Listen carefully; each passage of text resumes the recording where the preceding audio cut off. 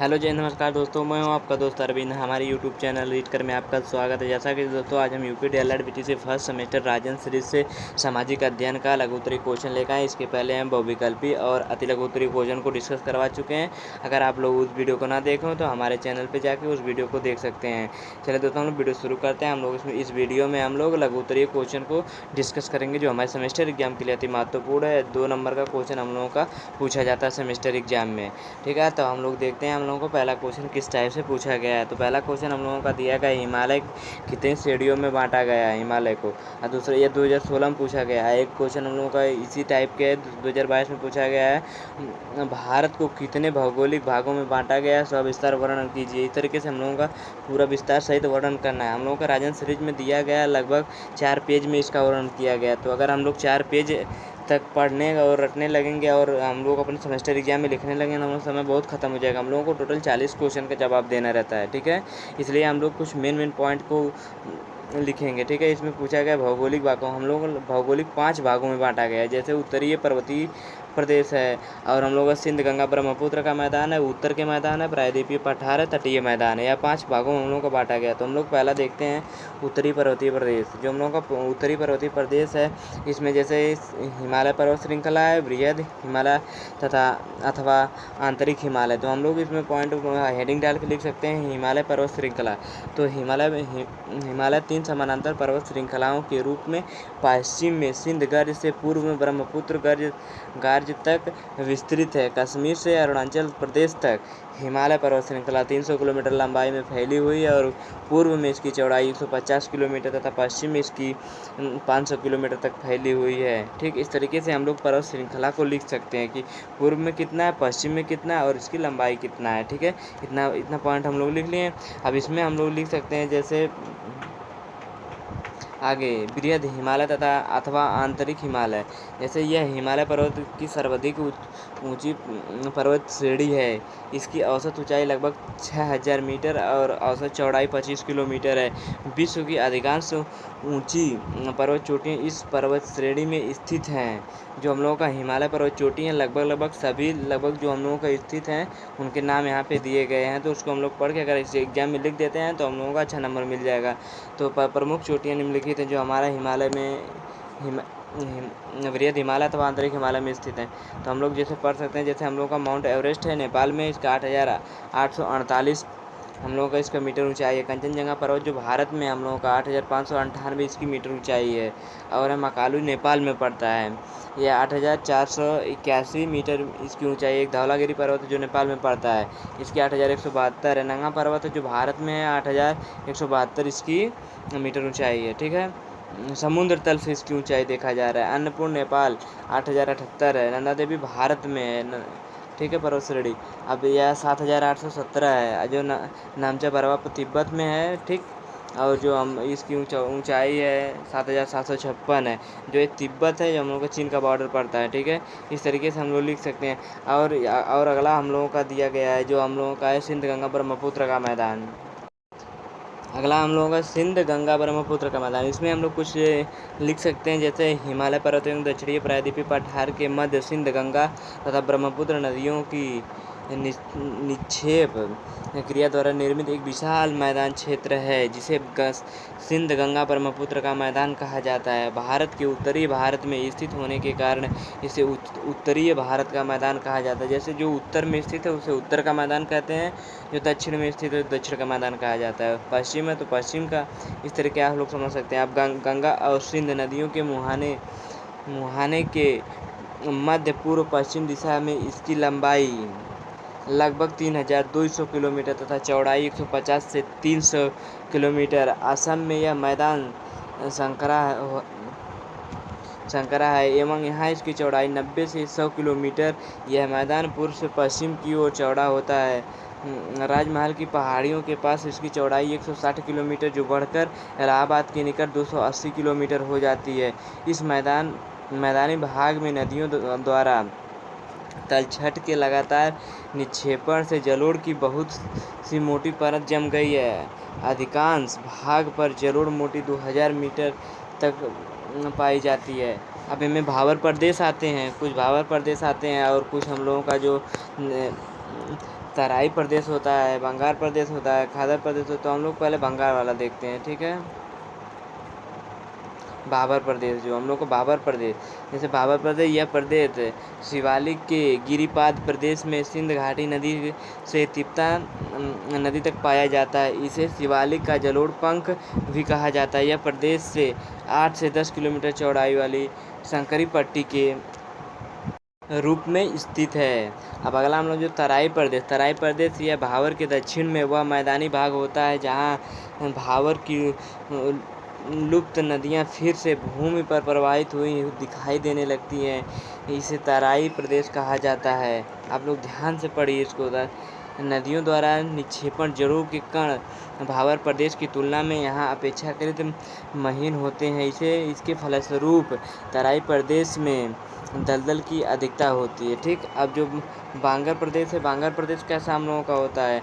बांगर प्रदेश मैदान का वह ऊंचा भाग होता है जहां नदियों की बाढ़ का पानी नहीं पहुंचता है। यह पानी जलोढ़ मिट्टी द्वारा बना होता है। इसे कंकड़ के रूप में चुनायुक्त संग्रंथों की अधिकता होती है। और हम लोग का खादर प्रदेश हो गया। जैसे इसमें खादर प्रदेश वह नीचा भाग होता है जहाँ नदियों की बाढ़ का जल प्रतिवर्ष पहुँचता है। बाढ़ के जल के साथ नई मिट्टी भी इस क्षेत्र में बिछती रहती है।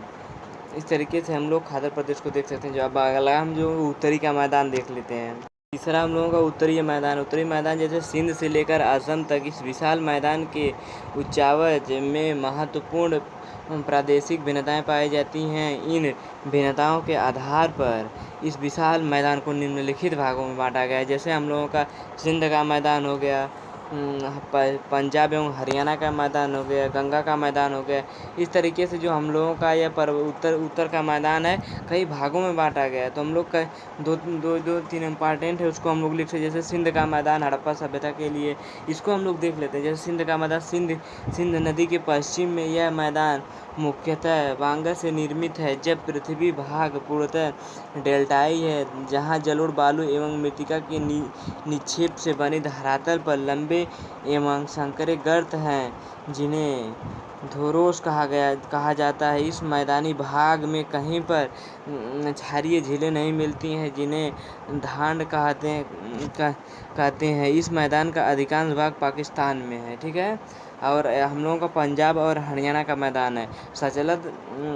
सतलज, ब्यास, रावी, चीनाब तथा झेलम नामक 5 नदी द्वारा निर्मित मैदान को पंजाब का मैदान कहा जाता है। यह दोआबों से निर्मित मैदान है। दो नदियों के बीच की भूमि को दोआब कहते हैं। जैसे आप लोग दोआब क्वेश्चन में पूछा जाए दोआब क्या है, तो जो दो नदियों के बीच की भूमि होती है उसे दोआब कहा जाता है।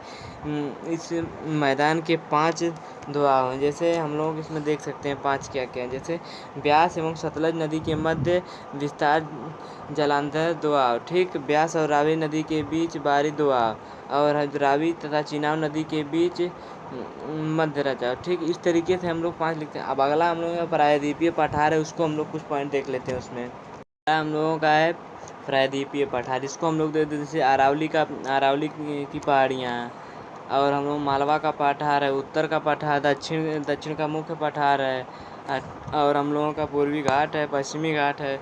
इस तरीके हम लोग प्रायद्वीपीय पठार में पढ़ेंगे। तो हम लोग कुछ इसका इंपॉर्टेंट पॉइंट देख ले। पहले हम लोग प्रायद्वीपीय पठार हेडिंग डाल के उसमें क्या लिखेंगे शुरू में। जैसे भारत का प्रायद्वीपीय पठारीय प्रदेश एक अनियमित त्रिभुजाकार आकृति में फैला हुआ, इसका आधार दिल्ली तक राजमहल पहाड़ियों के बीच में उत्तरी मैदान की दक्षिणी सीमा तक शीर्ष कन्याकुमारी है, ठीक। और इसमें हम लोग यह पठार भारत का प्राचीनतम भूखंड है जिसकी समुद्र तल से औसत ऊंचाई 600 से 900 मीटर है। यह पठारी भाग 3 ओर से पर्वत से घिरा हुआ है, ठीक है। अब हम लोग इसको कुछ पॉइंट्स हैं। जैसे उत्तरी भाग को मालवा का पठार कहा जाता है एवं दक्षिणी भाग को दक्षिण का मुख्य पठार और दक्कन के ट्रिप कहते हैं। जैसे हम लोग अरावली की पहाड़ियाँ देख लेते हैं। जैसे प्रायद्वीप पठार में अरावली की पहाड़ियाँ आती हैं, ठीक है। जो हम लोग अरावली की पहाड़ियाँ हैं मालवा के पठार पठार के उत्तर में स्थित ये दक्षिण पश्चिम में गुजरात के चंपारण जिले से उत्तर पूर्व में दिल्ली तक 692 किलोमीटर की लंबाई में फैली हुई है। इन पहाड़ियों की लगभग 80% लंबाई राजस्थान में है। यह विश्व की सबसे प्राचीन वलित पर्वतमाला है, जो दीर्घकालीन अपरदन के कारण अब विशिष्ट पर्वत के रूप में परिवर्तित हो चुकी हैं और इसकी ऊंचाई समुद्र तल से 1722 मीटर है। यह आबू पर्वत में स्थित दक्षिण पश्चिम में उत्तर पश्चिम की ओर इस पर पर्वतमाला की ऊंचाई कम होती है। दिल्ली के निकट इन पहाड़ियों की ऊंचाई बहुत कम है। अब इसमें है कि मालवा का पठार है। जो मालवा का पठार है, यह पठार नर्मदा और ताप्ती नदी एवं विंध्याचल पर्वत के उत्तर पश्चिम में त्रिभुजाकार आकृति में फैला हुआ है। इसके उत्तर एवं पश्चिम में अरावली पर्वत तथा उत्तर पूर्व में गंगा का मैदान स्थित है। अब आगे हम लोग देखते हैं, जैसे हम लोगों का है दक्षिण का मुख्य पठार अथवा दक्कन का पठार। इसमें हम लोग इसको देख लेते हैं। जैसे यह पठार वाली ताप्ती नदी के दक्षिण में त्रिभुजाकार रूप में फैला हुआ है। उत्तर पश्चिम में सतपुड़ा तथा विंध्याचल, उत्तर में महादेव एवं मकालू, पूर्व में पूर्व घाट एवं पश्चिम में पश्चिम घाट इसकी सीमाएं बनते हैं। ठीक, अगला हम लोग देख लेते हैं, जैसे दक्षिणी तटीय मैदान। ठीक, चौथा जो हम लोगों का पांचवा लास्ट वाला है। ठीक, तटीय मैदान को हम लोग कुछ पॉइंटों इसमें देख लेते हैं। जैसे दक्षिणी तटीय मैदान हो गया, थाल घाट हो गया, भोर घाट हो गया, पाल घाट हो गया, सीनकोट घाट, पूर्वी तटीय मैदान हो गया। अब हम तटीय मैदान पहले हेडिंग डाल के उसमें लिखेंगे। दक्षिणी पठार के पूर्व तथा पश्चिम में दोनों संकरे मैदान हैं, जिन्हें क्रमशः पश्चिमी तटीय मैदान तथा पूर्वी तटीय मैदान कहा जाता है। इसका विवरण निम्नलिखित है। जैसे दक्षिणी तटीय मैदान, यह मैदान पश्चिमी घाट एवं अरब सागर के तट के बीच गुजरात से कन्याकुमारी के मध्य फैला हुआ है। गुजरात के कुछ भागों को छोड़कर यह सारा मैदान संकरा है। ठीक है, इसकी औसत चौड़ाई 64 किलोमीटर है। मुंबई से गोवा तक इस प्रदेश को कोंकण तट, मध्य भाग को कन्नड़ तथा दक्षिण भाग को मालाबार तट कहा जाता है। ठीक है, अब इसको हम लोग जो आगे जैसे पूर्व तटीय मैदान हो गया, इसके पहले हम लोग पश्चिम देखे थे। ठीक, दक्षिण का देखे थे, पूर्व तटीय मैदान देख लेते हैं इसमें। जैसे यह मैदान पूर्व घाट एवं बंगाल की खाड़ी के उत्तर में गंगा के मुहाने से दक्षिण से कन्याकुमारी तक फैला हुआ है।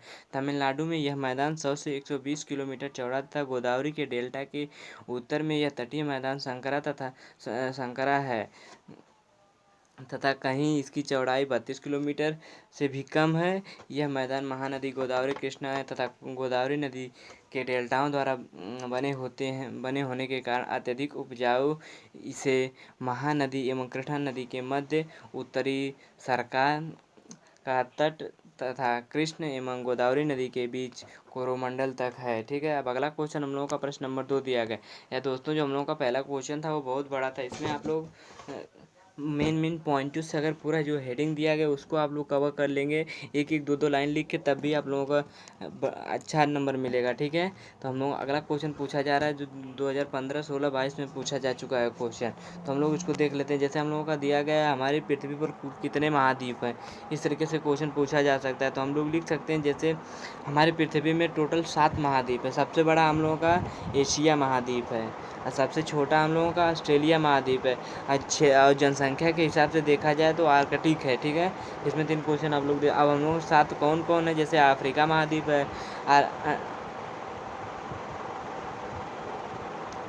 अंटार्कटिका महाद्वीप है, उत्तरी अमेरिका है, दक्षिणी अमेरिका, ऑस्ट्रेलिया है, यूरोप है, एशिया है। ठीक है, इस तरीके से हम लोगों का 7 महाद्वीप है। अगला क्वेश्चन हम लोग से पूछा जा सकता है, जैसे दिया गया क्वेश्चन है।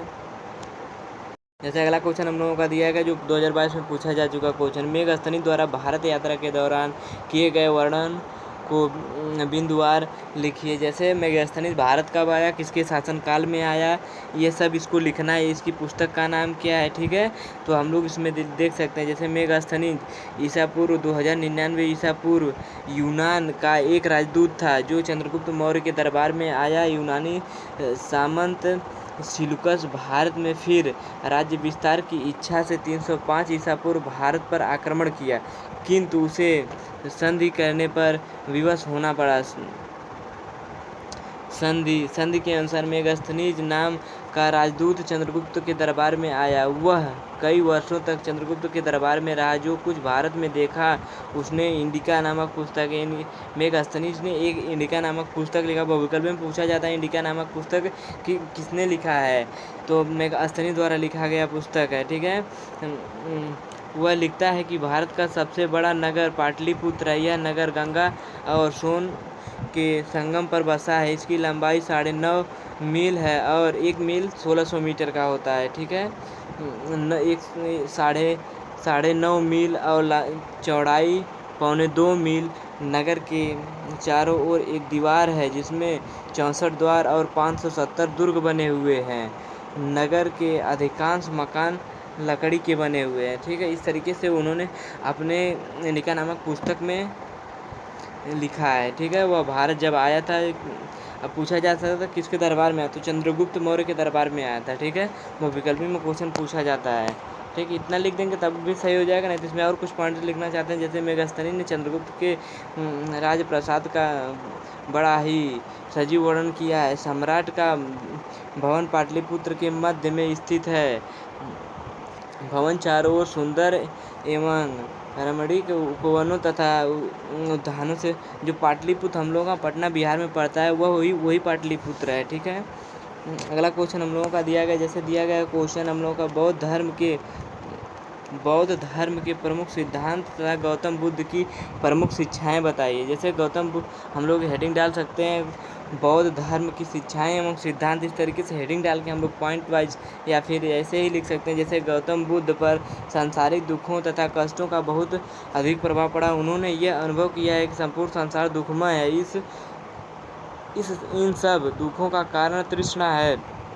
तृष्णा के कारण मानव जन्म मरण के चक्र में फंसा रहता है। महात्मा बुद्ध ने लोगों के सामने दुखों से छुटकारा प्राप्त करने का जो मार्ग रखा है वह सरल एवं सुगम, व्यवहारिक तथा सदाचार है। ठीक, अगला आगे हम लोग पढ़ सकते हैं। महात्मा बुद्ध ने बताया इसमें, जैसे महात्मा बुद्ध के उपदेशों तथा शिक्षा का प्रमुख आधार है। महात्मा बुद्ध ने 4 आर्य सत्य बताए थे जिन पर उन्हें विशेष बल दिया गया। समस्त शिक्षाओं का समन्वय उनके 4 आर्य सत्यों में था, जो इस प्रकार है। जैसे दुख ही जीवन का सत्य है। ठीक, दुख समुदय अर्थात दुख का कोई न कोई कारण अवश्य होता है। दुख निरोध अर्थात दुख का नाश संभव है। ठीक, और अगला पॉइंट हम लोगों का जैसे लिख सकते हैं दुख निरोध मार्ग है।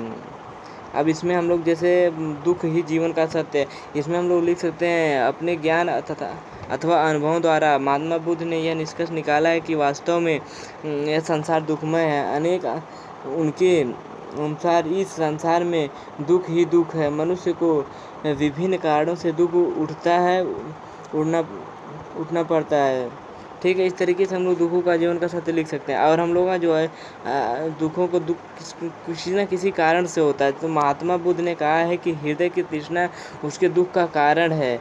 मेन पॉइंट, हृदय की तृष्णा के कारण उन्होंने कहा है, जिसका अंत भी नहीं होता है। वह तृष्णा लगातार बढ़ती चली रहती है। इसी के द्वारा मानव के विभिन्न प्रकारों के दोष और विकार पैदा होते हैं, जो उनके मन को किसी स्थिर स्थिति में स्थिर और शांत नहीं रहने देते हैं। ठीक, और आगे लिखा है दुख अर्थात दुख का नाश संभव है। दुख होगा तो उसका अंत भी होगा। महात्मा बुद्ध ने यह भी बताया कि दुख के कारण तृष्णा का नाश हो जाने पर मनुष्य ऐसी स्थिति तक पहुंच जाता है जिसमें जन्म मरण, अतृप्त कामना, संयोग, वियोग आदि द्वारा उत्पन्न दुखों से पीड़ित नहीं कर सकता है। ठीक है, अब दुख निरोध मार्ग है। निर्वाण प्राप्त करने हेतु महात्मा बुद्ध ने जिस मार्ग को लोगों के समझ रखा वह अष्टांगिक मार्ग है। अष्टांगिक का अभिप्राय 8 अच्छी बात। अष्टांगिक मार्ग में निम्नलिखित 8 अंग बताएं। जैसे पूछा जा सकता है कि महात्मा बुद्ध ने किस 8 अष्टांगिक मार्ग बताए हैं। ठीक, तो हम लोग सम्यक दृष्टि लिखते हैं, सम्यक संकल्प लिखते हैं, सम्यक वाक लिखते हैं, सम्यक कर्मांत, सम्यक आजीवन, सम्यक व्यायाम, सम्यक स्मृति, सम्यक समाधि। इस तरीके से हम लोग लिख सकते हैं। अगला क्वेश्चन हम लोगों का दिया गया प्रश्न नंबर 5 दिया गया है। प्रश्न नंबर 5 में पूछा जा रहा है हमारी पृथ्वी पर कुल कितने महाद्वीप हैं, उनके नाम लिखिए।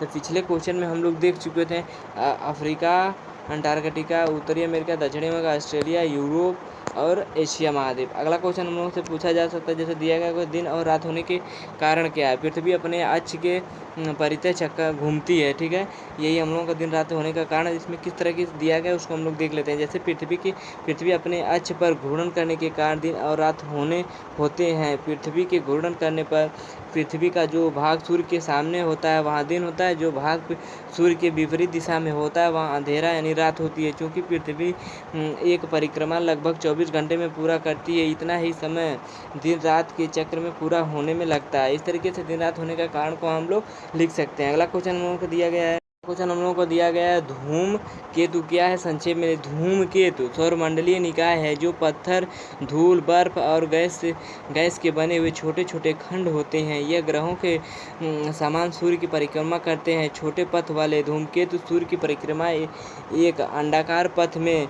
लगभग 6 से 200 वर्ष में पूरी करते हैं। कुछ धूमकेतु का पथ वलयाकार होता है और वे मात्र एक बार ही दिखाई देते हैं। लंबे पथ वाले धूमकेतु एक परिक्रमा करने में हजारों वर्ष लगा देते हैं। अधिकतर धूमकेतु बर्फ, कार्बन डाइऑक्साइड, मीथेन, अमोनिया तथा अन्य पदार्थों जैसे सिलिकेट और कार्बनिक मिश्रण के बने होते हैं। इस तरीके से हम लोग धूमकेतु को लिख सकते हैं। अब अगला क्वेश्चन हमसे पूछा जा सकता है, जैसे अब इसमें धूमकेतु में कुछ प्रसिद्ध धूमकेतु हैं।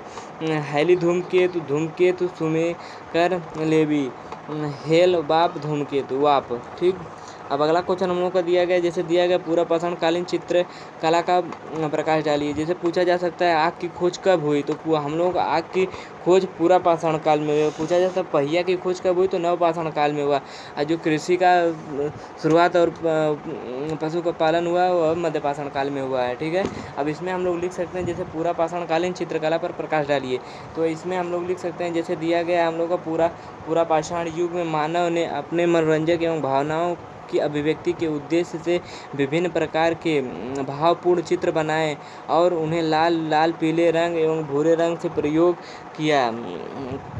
अल्तमीर स्पेन व लास्को फ्रांस की गुफाओं में निर्मित सुआओं एवं 12 सिंहों आदि पशुओं के चित्र पूरा पाषाणकालीन काल के सुंदर नमूने हैं जो आज भी दर्शनीय हैं। इस काल में मानव अपने औजारों तथा हथियारों पर खुदाई करके उन पर भी पशुओं के चित्र बनाया करता था। पूरा पाषाण काल में मानव पहले खुले आकाश के नीचे, नदियों के किनारे अथवा झील के पास रहता था।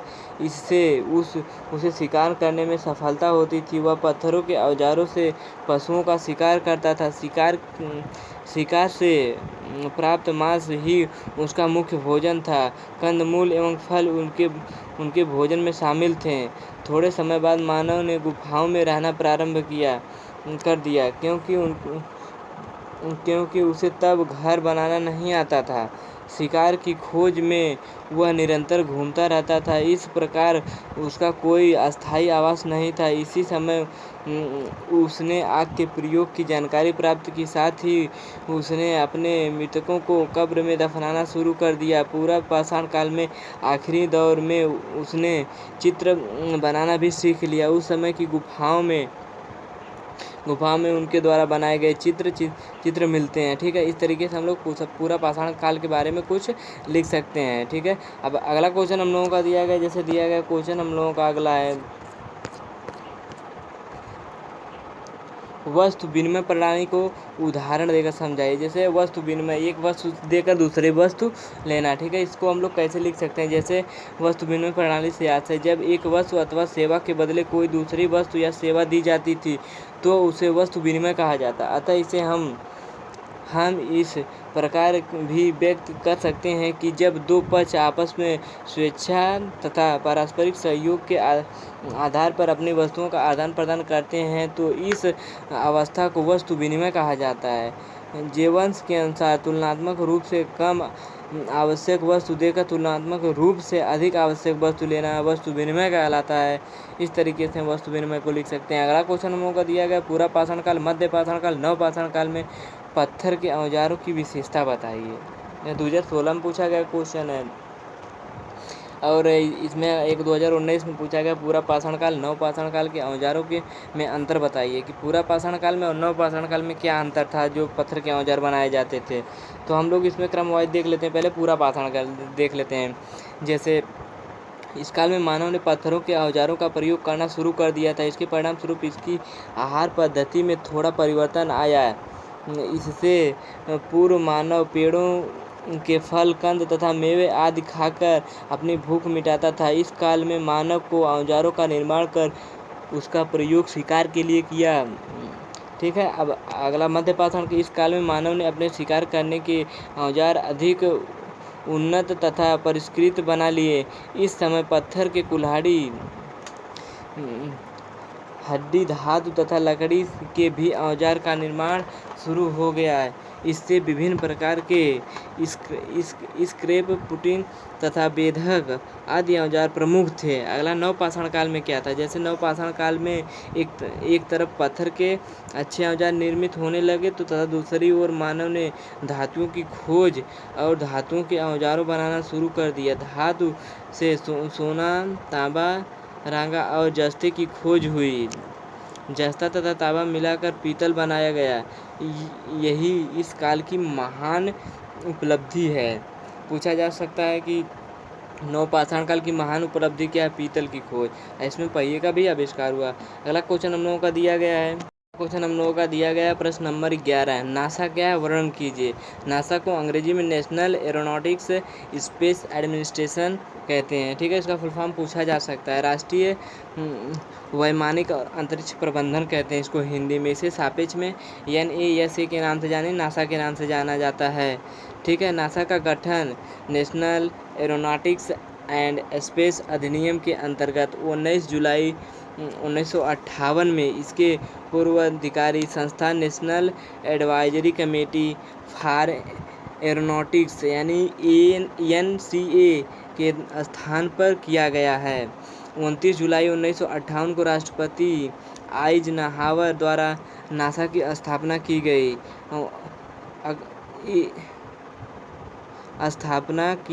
ठीक। अक्टूबर 1958 को इसका परिचालन प्रारंभ किया गया। यह संस्था संयुक्त राज्य अमेरिका की एक सरकारी शाखा है जो देश के सार्वजनिक अंतरिक्ष कार्यक्रमों एवं एरोनॉटिक्स एवं एरोस्पेस संशोधन के लिए उत्तरदायी है। फरवरी 2006 से नासा का लक्ष्य वाक्य भविष्य के अंतरिक्ष अन्वेषण वैज्ञानिक खोज और एरोनॉटिक्स संशोधन को बढ़ना रहा है। ठीक है कि हम लोगों को बढ़े। ठीक है। अब इसमें हम लोग 14 सितंबर 2011 में नासा ने यह घोषणा की थी कि उन्हें एक नए स्पेस लॉन्च सिस्टम के डिजाइन का चुनाव किया है जिससे चलते संस्था के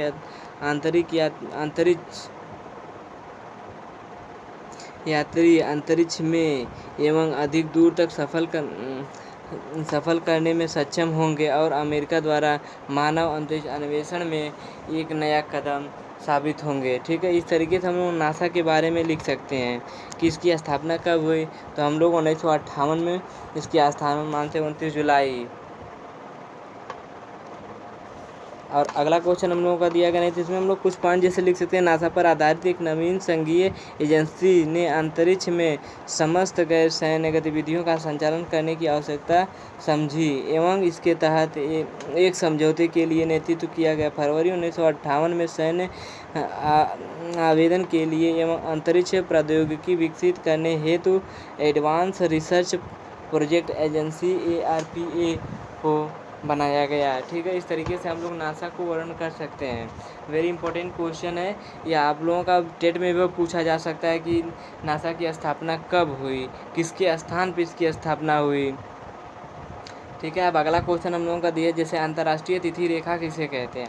अंतर्राष्ट्रीय तिथि रेखा जैसे अंतर्राष्ट्रीय तिथि रेखा हम लोग हेडिंग डाल के लिख सकते जैसे यह हम सभी जानते हैं कि पृथ्वी गोल है अतः प्रत्येक स्थान पर पूरब या पश्चिम किसी भी दिशा में यात्रा करके पहुंचा जा सकता है। पृथ्वी के ग्लोब पर 180 अंश की पूर्वी एवं पश्चिमी देशांतर रेखा एक ही रेखा होती है। यदि 0 अंश देशांतर रेखा से 180 अंश पूर्वी देशांतर की ओर चलें तो 180 गुणे 4 यानी 720 मिनट 12 घंटे का समय बढ़ जाता है तथा 0 अंश से 180 अंश पश्चिम देशांतर की ओर यात्रा करें तो 12 घंटे का समय हो जाता है।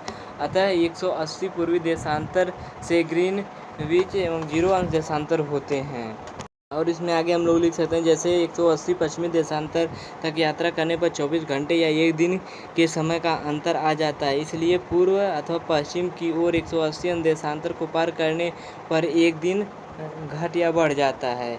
इस अवस्था को दूर करने के लिए 180 अंश देशांतर रेखा के सहारे अंतर्राष्ट्रीय तिथि रेखा मान ली गई। ठीक है, 180 अंश देशांतर रेखा को तिथि रेखा मान ली गई। इस रेखा को पार करते समय एक दिन बढ़कर या घटकर तिथि परिवर्तन किया गया।